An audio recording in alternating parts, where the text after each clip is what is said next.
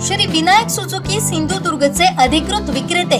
Celebrate the monsoon with exciting Suzuki offers. या पावसाळ्यात तुमची आवडती सुझुकी बाईक किंवा स्कूटर घरी घेऊन या आणि मिळवा दणदणीत ऑफर्स. पत्ता प्लॉट नंबर 92 MIDC तालुका कुडाळ जिल्हा सिंधुदुर्ग. मोबाईल नंबर 942398 9781 942398 9783 आणि 860558 6376. आरोग्य प्रश्नी सामाजिक कार्यकर्ते यांनी भीक मागो आंदोलनाचा उल्लेख करताच शिवसेना पदाधिकाऱ्यांनी आक्षेप घेतला. मात्र हा प्रश्न बाजूला पडून भाजपचे पदाधिकारी आणि शिवसेना कार्यकर्ते एकमेकांच्या अंगावर धावून गेले. पाहुयात नेमकं काय घडलंय. उपजिल्हा रुग्णालय कृती समिती सावंतवाडी तर्फे बोलतोय. सर, आम्ही मध्यंतरी 29 एप्रिलला एक जनता आरोग्य दरबार जिल्हास्तरीय कार्यक्रम इथं याच सभागृहामध्ये आयोजित केलेला होता आणि संपूर्ण जिल्हा स्तरावरची आरोग्य यंत्रणेमध्ये ज्या काही त्रुटी आहेत, ज्या काही कमतरता आहेत, त्या आपल्यासमोर आणि जे आपल्या जिल्ह्याचे सगळे मान्यवर अधिकारी होते, पदाधिकारी होते, त्यांच्यासमोर मांडलेला होता. त्यावेळी आम्हाला सांगण्यात आलं होतं की आपण ह्या संदर्भात तुमच्या समोर एक बैठक घेऊ आणि ह्याच्यावर मार्ग काढू असं सांगण्यात आलेलं होतं. सर, मला आपल्याला सांगायचं आहे की आपला देश स्वातंत्र्य होऊन आज 79 वर्ष पूर्ण झालेली आहेत.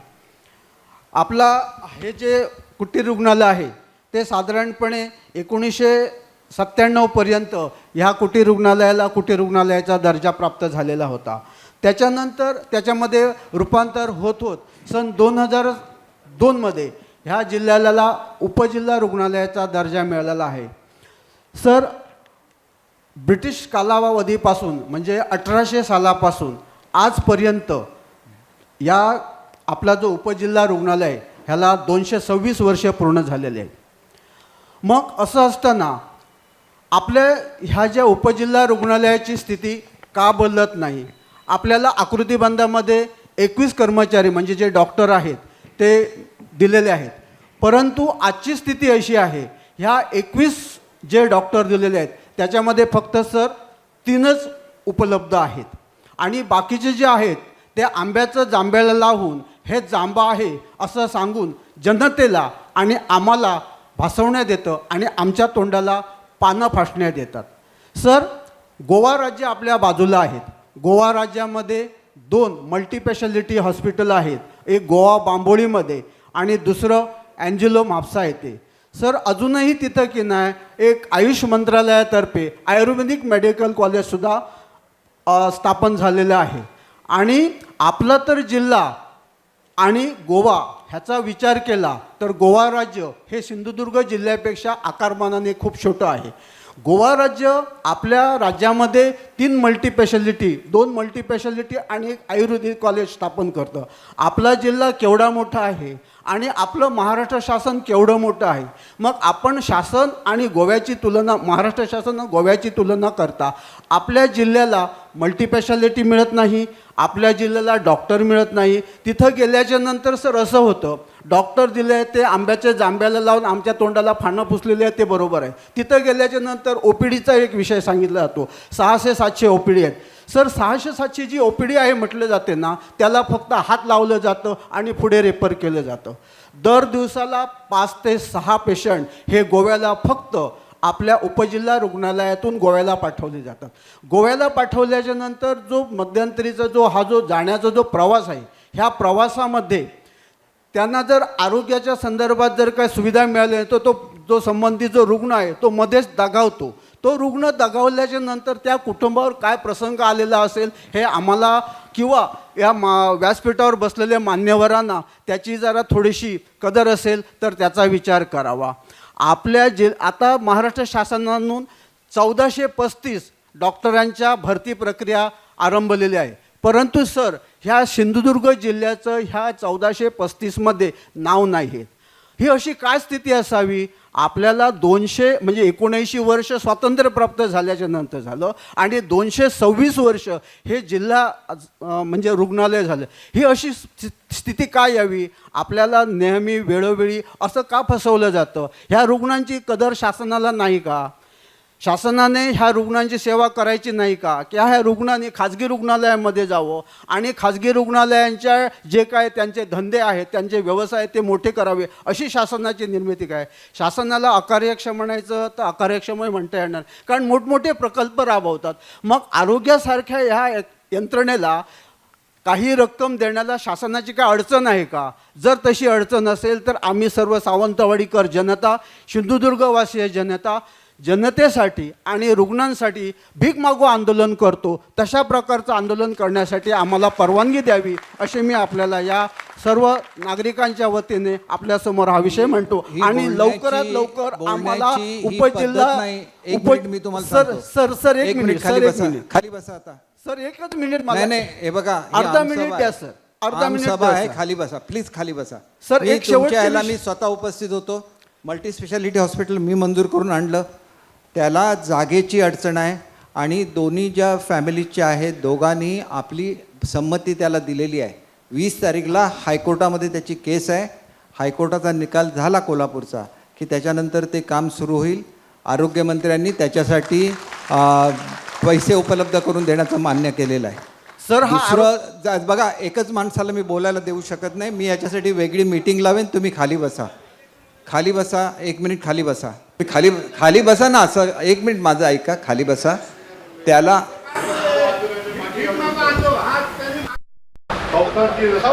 श्रीमंत बापूसाहेब महाराज संस्थांचे वंशज अजूनही श्रीमंतच आहे. सावंतवाडी शहरात नगरशेठ होऊन गेले, वसंत शेठ असे शेठ लोक आहेत ते आजही त्यांची पिढी दातृत्व करते आहे आणि ते देऊ शकतात.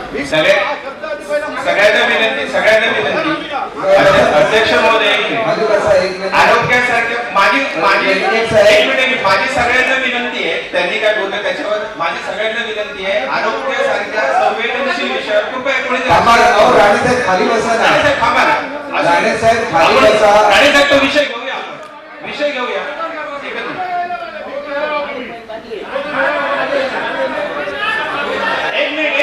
अरे काय करताय तुम्ही? राणेसाहेब तुम्हाला सांगितलेलं कळत नाही का? खाली बसा, खाली बसा. एक मिनिट सावंतजी खाली बसा, खाली बसा, खाली बसा. प्रत्येकाला खाली बसा. अरे खाली बसा. काय करताय? राणे काय करताय? खाली बसा, खाली बसा.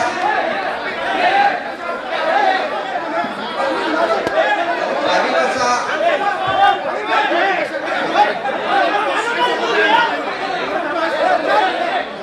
हॉस्पिटलला कोण घेऊन जातो पेशंटला? त्यांच्या माहिती आहे का? काय ती तुम्ही बोला नका. आमचं माहिती आहे का? रोज आमचं प्रायव्हेट गाडी घेऊन जातो. तुम्ही काय पक्षाची बसा. खाली बसा. सगळ्यांना सांगितले खाली बसा, खाली बसा.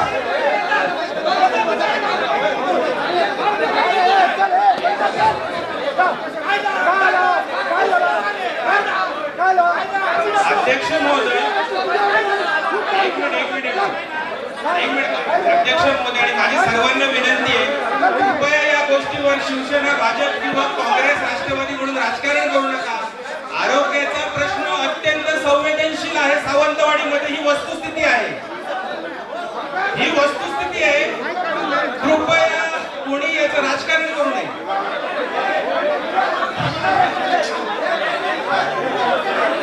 दोन मिनिटं शांत बसा, 2 मिनिटं शांत बसा.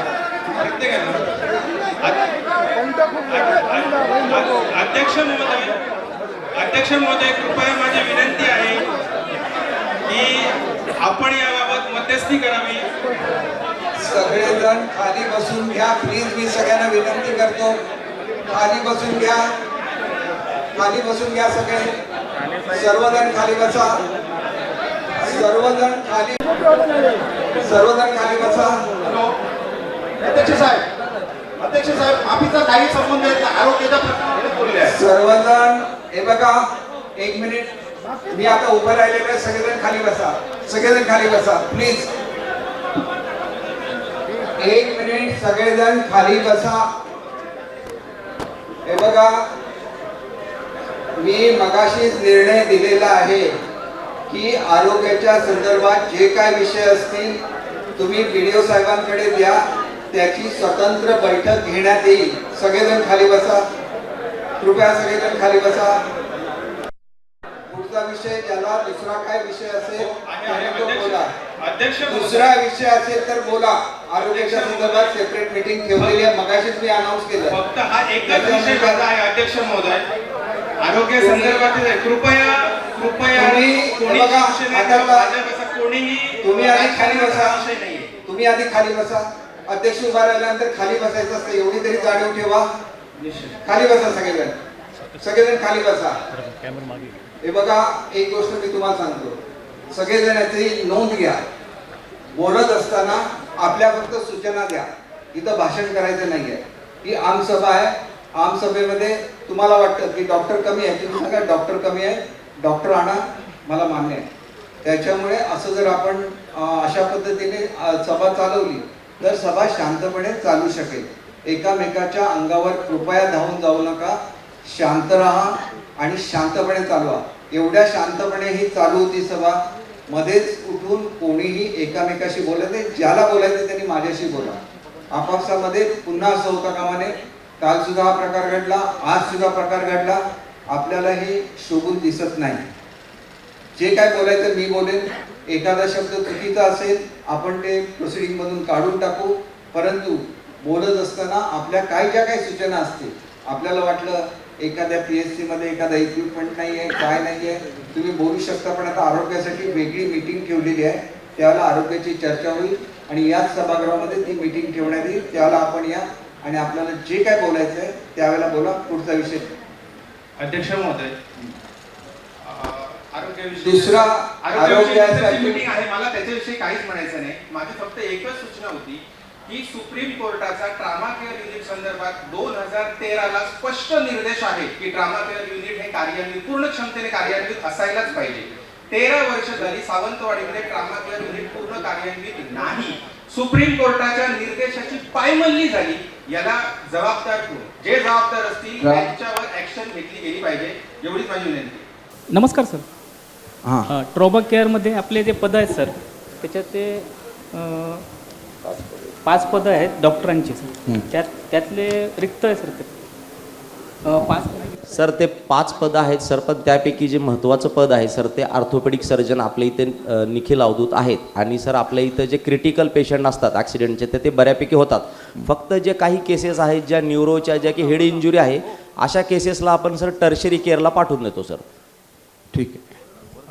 एकच मिनिट, तुमच्याकडे जी 5 पदं सांगितलीत हे आकृतीबंधातली आहेत की ऑन कॉलवाले आहेत?